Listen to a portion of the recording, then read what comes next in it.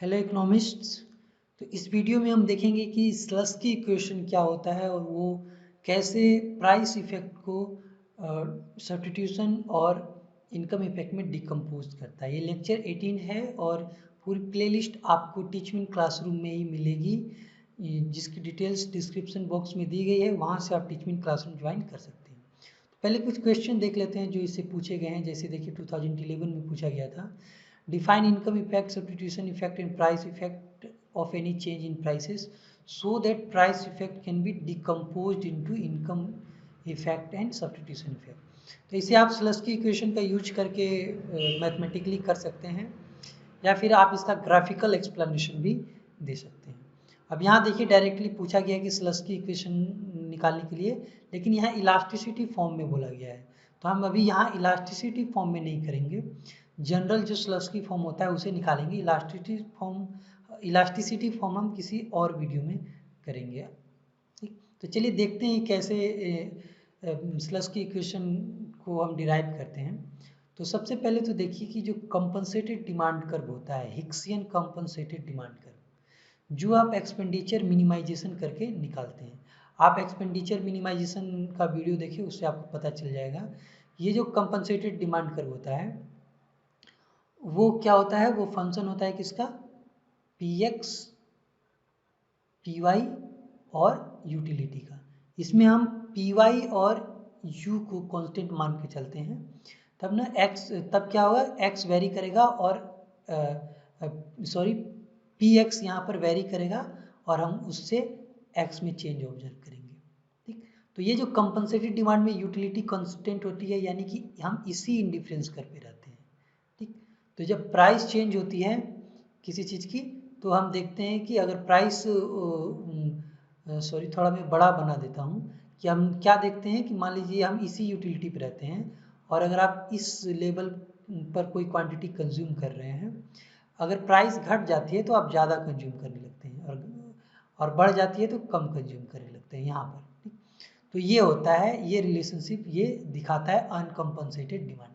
तो इसी से हम जो कर्व खींचते हैं वो एक निगेटिव डिमांड कर्व होता है। ठीक, ये नेगेटिव रिलेशनशिप को बताता है। यानी कि जब आप इसका डिराइवेटिव कीजिएगा with respect to P X, तो एक डिमांड कर्व निकलेगा, एक निगेटिवली स्लोप डिमांड कर्व निकलेगा, क्योंकि ये इसका जो वैल्यू निकलेगा वो निगेटिव ही होगा। प्राइस बढ़ेगा तो एक्स घट जाएगा, तो निगेटिव वैल्यू निकलेगा। तो ये जो बता रहा है ये क्या है, स्लोप ऑफ डिमांड कर्व। ठीक, अब उसी तरह आप आ जाइए मार्सेलियन पर। तो मार्सेलियन जो डिमांड कर्व होता है वो फंक्शन किसका होता है, पी एक्स, पी वाई और इनकम का फंक्शन होता है। ठीक, तो इसमें क्या होता है, इसमें भी इससे और इसे हम कांस्टेंट मान के चलते हैं और इसका भी एक डिमांड कर्व निकलता है जो निगेटिव होता है, लेकिन इससे ज़्यादा फ्लैटर होता है। ठीक, तो ये और इसका भी जब आप डिराइवेटिव कीजिएगा तो वहीं इसी डिमांड कर्व का स्लोप निकलेगा कि पी एक्स में चेंज होने से कितना चेंज हुआ है डिमांड कर्व में। तो ये भी एक, इसका भी वैल्यू क्या होगा, एक निगेटिव वैल्यू ही आएगा, लेकिन ये ज़्यादा फ्लैटर होगा। ठीक, लेकिन अब हम इसमें क्या कर सकते हैं कि ये जो आई है, आई बार आप देख रहे हैं, इसे हम क्या करेंगे, हम इसमें ये जो पूरा फंक्शन है इसमें हम मान लेंगे कि यूटिलिटी कांस्टेंट है। ठीक, यूटिलिटी कांस्टेंट है, लेकिन इसमें तो यूटिलिटी कहीं दिख नहीं रहा है। तब हम क्या करेंगे कि आई बराबर ई होता है एक्सपेंडिचर, क्योंकि जब आप पूरा एक्सपेंडिचर पूरा इनकम स्पेंड कर दे रहे हैं तो आई बराबर ई हो गया। और ई जो होता है वो फंक्शन किसका होता है, वो फंक्शन होता है पी एक्स, पी वाई और यूटिलिटी का। ठीक, तो यहाँ पे हम उसे ही लिख देंगे, तब हम यहाँ पे दिखा पाएंगे कि ये यहाँ पे हमने यूटिलिटी कांस्टेंट रखा है।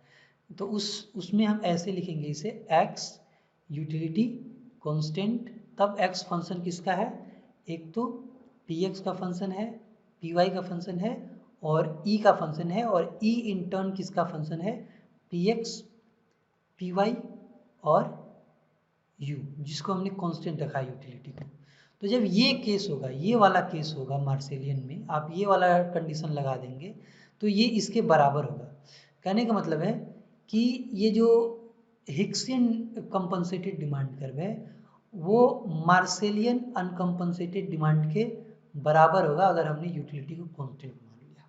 ठीक, तो इसका जो स्लोप होगा डिमांड कर्व का, यानी कि इसका जो डिराइवेटिव आप निकालिएगा विथ रिस्पेक्ट टू पी, वो भी क्या होगा, बराबर ही होगा। ठीक, वो भी बराबर ही होगा, लेकिन यहाँ यूटिलिटी हमने कांस्टेंट माना है।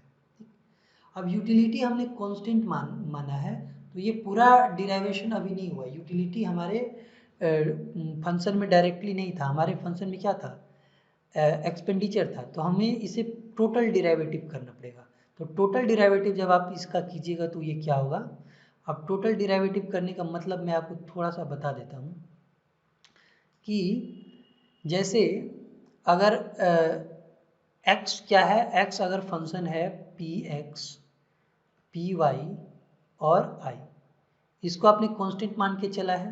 ठीक, तो आप सिंपल इसका क्या निकालिएगा, डिराइवेटिव निकालिएगा, D X partial derivative D मतलब डेल्टा एक्स और डेल्टा पी एक्स।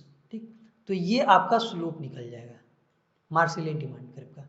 लेकिन यहाँ पर एक्सपेंडिचर हमने लगा दिया है। ठीक, जब यहाँ पर हमने क्या लगा दिया है, हमने लगा दिया है एक्सपेंडिचर, यानी पी एक्स पी वाई, और यहाँ पे हमने लगा दिया एक्सपेंडिचर, जो कि फंक्शन है पी एक्स पी वाई और यूटिलिटी का।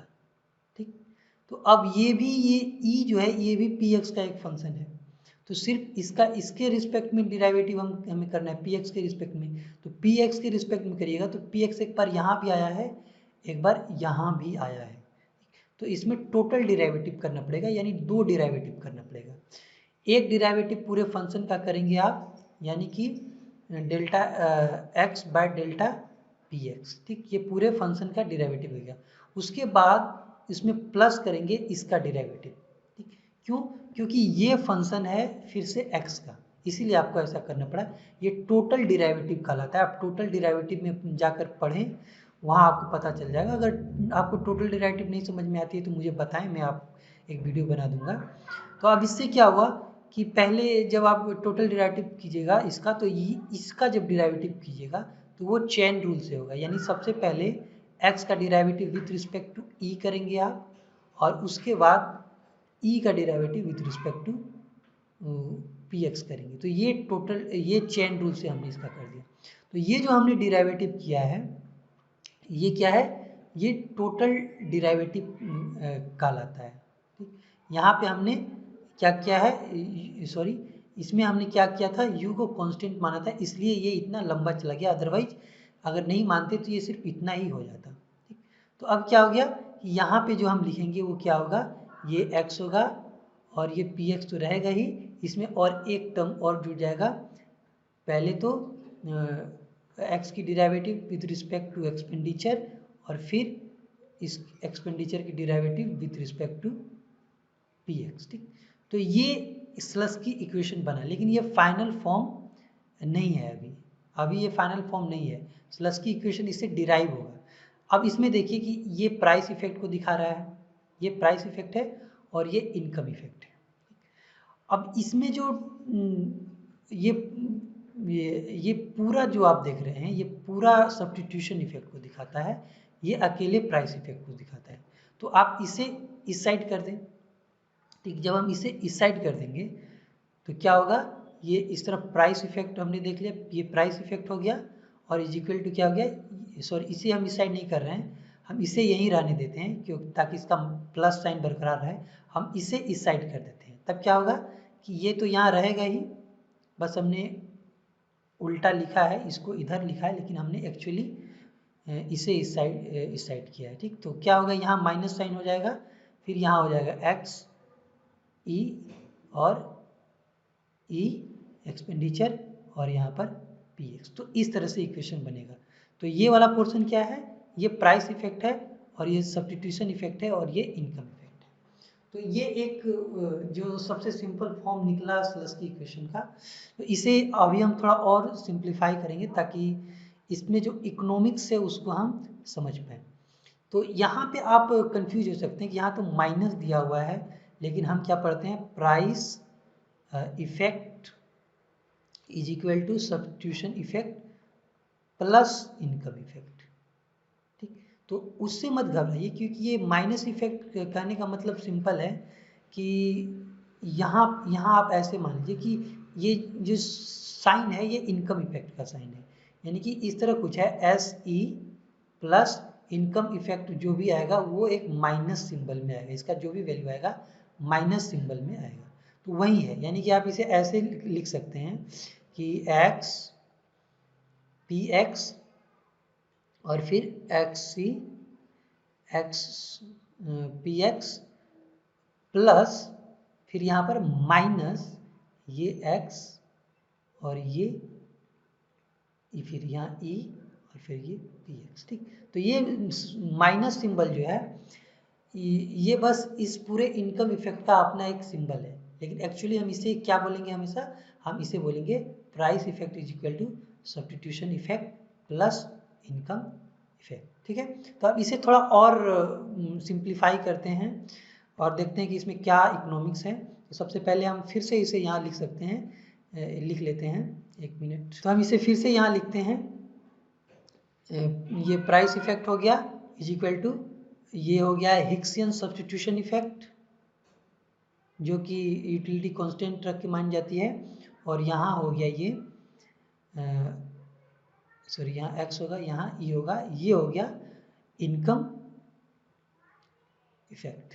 ठीक, अब इसमें एक चीज आप गौर कीजिएगा कि जब यूटिलिटी कांस्टेंट होती है, ठीक, जब यूटिलिटी कांस्टेंट होती है तो हमने बताया था कि ये जो हिक्सियन सब्स्टिट्यूशन इफेक्ट जो होता है जिसको हम इससे डिनोट कर रहे हैं, ये मार्सेलियन के बराबर होता है।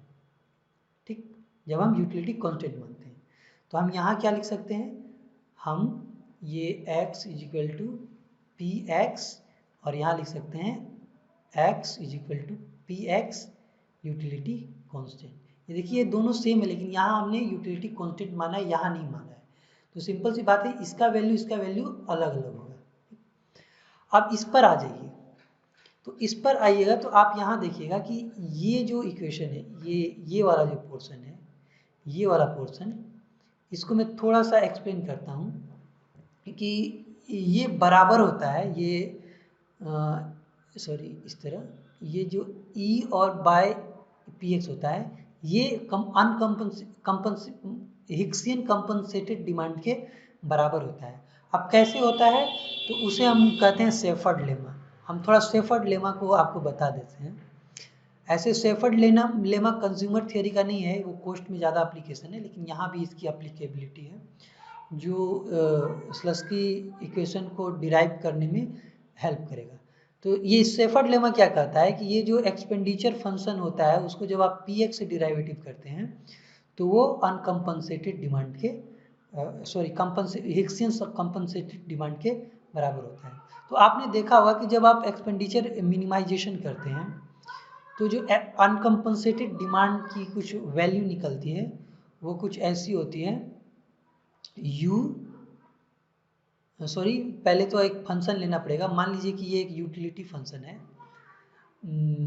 x to the power 1/2 y to the power 1/2। अब इसमें आप एक्सपेंडिचर मिनिमाइजेशन करिएगा इस तरह करके,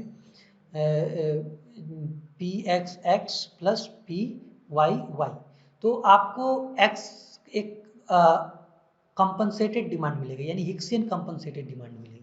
तो ये हिक्सियन कंपनसेटेड डिमांड आप एक्सपेंडिचर मिनिमाइजेशन में पढ़ लीजिए, वहाँ आपको मिल जाएगा कि ये कैसे डिराइव किया गया है। तो इसे आप जब डिराइव कीजिएगा तो ये कुछ इस तरह का वैल्यू आएगा, पी एक्स यहाँ पी वाई होगा, ठीक, बाय 1/2। ठीक, और इसी तरह y का भी जब कीजिएगा तो y का भी इसी तरह कुछ आएगा, बस यहाँ ऊपर पी एक्स हो जाएगा, नीचे पी वाई हो जाएगा और ये 1/2 हो जाएगा।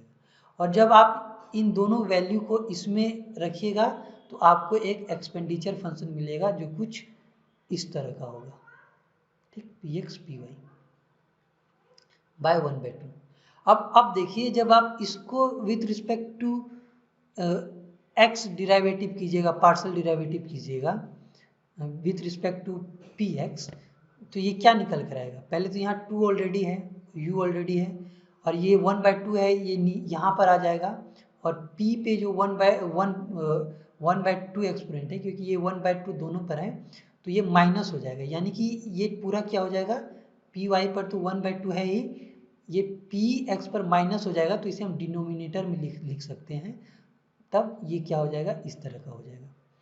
और ये ये 2 कट जाएगा, यानी कि u P Y P X to the power 1/2।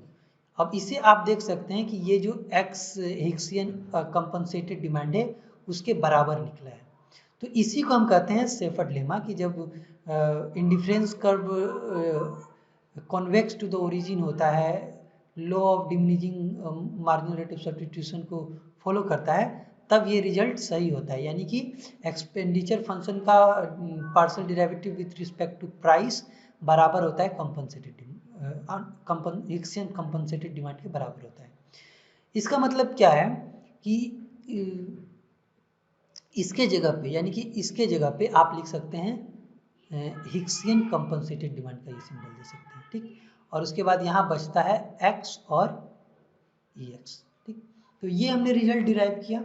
अब यहाँ एक चीज़ और देखिए, हमने क्या कहा था, यूटिलिटी कांस्टेंट रखिएगा, तो ये जो हिक्सियन अनकम्पनसेटेड डिमांड है ये मार्सेलियन अनकम्पनसेटेड डिमांड के बराबर होगा अगर यूटिलिटी कांस्टेंट है तो फिर से आप यहाँ क्या कर सकते हैं कि आप ऐसे इसे लिख सकते हैं x पी एक्स बराबर x P X utility constant minus x, और फिर यहाँ x और यहाँ I। अब I हमने क्यों लिख दिया, क्योंकि एक्सपेंडिचर इनकम के बराबर ही होता है, ठीक। तो ये जो आपका रिजल्ट निकला, ये फाइनल फॉर्म ऑफ स्लस्की इक्वेशन है, यानी कि यही स्लस्की इक्वेशन कहलाता है। इसका डिफरेंट इंटरप्रिटेशन है, ये लॉ ऑफ डिमांड को भी वेरीफाई करता है, गिवन गुड को भी एक्सप्लेन करता है और इन्फीरियर गुड को भी एक्सप्लेन करता है। तो इसे थोड़ा समझना है, इसमें आपको थोड़ा कन्फ्यूजन हो सकता है, इसीलिए हम इसे थोड़ा समझा देंगे। पहले तो ये प्राइस इफेक्ट है, और ये सब्स्टिट्यूशन इफेक्ट है, और ये है इनकम इफेक्ट, ठीक। तो ध्यान रखें कि ये सब्स्टिट्यूशन इफेक्ट ये दिखा रहा है, यानी कि substitution effect is equal to, ये हो गया सब्स्टिट्यूशन इफेक्ट, और फिर ये जो है ये वाला पूरा पोर्शन है माइनस सिंबल के साथ इनकम इफेक्ट है, ठीक।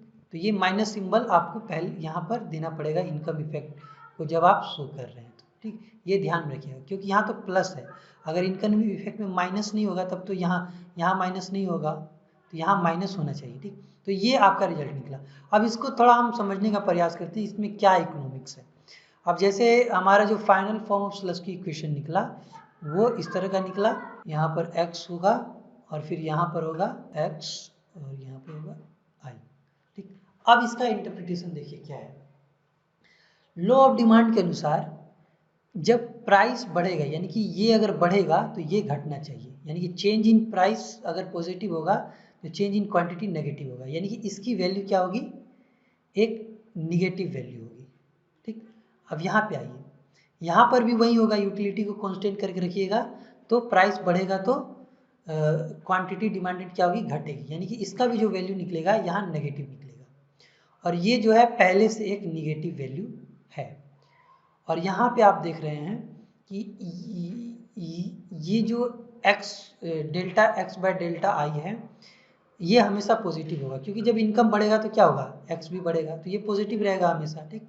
और ये तो पॉजिटिव है ही, तो यहाँ पहले से माइनस है, यानी कि ये भी यहाँ पे भी माइनस होगा, यानी कि यहाँ टोटल जो रिजल्ट निकलेगा यहाँ पर एक माइनस सिंबल ही निकलेगा, यहाँ जो भी वैल्यू निकलेगा ये एक माइनस सिंबल ही निकलेगा। तो इसका मतलब सीधे बात है कि ये दिखा रहा है कि ये जो लॉ ऑफ डिमांड है इससे वेरीफाइड होता है कि वो नेगेटिवली स्लोप्ड है। नेगेटिव सिंबल निकलने का मतलब क्या है, नेगेटिवली स्लोप्ड है, हमें ये निकालना है पी एक्स जो कि हम देख रहे हैं कि निगेटिव ही आएगा, तो ये वेरीफाई कर रहा है लॉ ऑफ डिमांड को। लेकिन ये लॉ ऑफ डिमांड किसके लिए होता है, ये नॉर्मल गुड्स के लिए होता है, ठीक। ये नॉर्मल गुड्स के लिए होता है ये लॉ ऑफ डिमांड की नेगेटिवली स्लोप्ड होता है। और इन्फीरियर गुड के लिए क्या होगा, अब मान लीजिए इन्फीरियर गुड हो जाए तो क्या होगा, इन्फीरियर गुड में ये तो माइनस हो जाएगा। यहाँ माइनस होने का मतलब क्या है कि ये जो x बाय पी एक्स जो हम निकाल रहे हैं यहाँ तो माइनस रहेगा क्योंकि ये सब्स्टिट्यूशन इफेक्ट है, लेकिन ये क्या हो जाएगा, ये यहाँ पे एक माइनस आ जाएगा, इसका वैल्यू माइनस आ जाएगा, जो इससे मल्टीप्लाई होगा पहले से जो माइनस है तो वो प्लस आ जाएगा। ठीक, तो ये जो आपको दिख रहा है इसकी जो वैल्यू होगी ये क्या होगी, ये डिपेंड करती है कि ये ज़्यादा है या ये ज़्यादा है। ठीक, अगर प्लस वाला ज़्यादा होगा तो इसकी वैल्यू प्लस हो जाएगी, यानी कि लॉ ऑफ डिमांड वायलेट हो जाएगा। कहने का मतलब है ये दिखाएगा कि स्लोप पॉजिटिव है, निगेटिव नहीं है। ठीक, तो ये क्या दिखाता है, ये गिफेन पैराडॉक्स को दिखाता है। लेकिन अगर ये छोटा हो इससे तो ये फिर भी निगेटिव रहेगा। ठीक, यानी कि इन्फीरियर गुड के लिए दोनों केस हो सकता है। एक हो सकता है कि ये जो पॉजिटिव सिंबल आ रहा है ये कम, ये क्या हो, इससे कम हो, और दूसरा हो सकता है कि ये इससे ज़्यादा हो। तो ये रिलेटिव साइज पे डिपेंड करता है कि इन्फीरियर गुड्स के लिए इसका सिंबल क्या होगा। ठीक, इसका स्लोप क्या होगा। अब जैसा कि मैंने बताया कि अगर ये ज़्यादा हो जाता है इससे इससे ज़्यादा अगर ये हो जाता है तो ये क्या दिखाएगा, ये दिखाएगा गिफेन पैराडॉक्स को, यानी कि ये जो स्लोप निकल रहा है आपका डेल्टा पी एक्स और डेल्टा पी एक्स, ये क्या हो जाएगा, एक पॉजिटिव हो जाएगा, क्योंकि यहाँ एक पॉजिटिव वैल्यू आ जाएगी। तो जो कि गिफेन पैराडॉक्स को दिखाता है कि ये डिमांड कर्व जो है वो पॉजिटिवली स्लोप्ड होगा।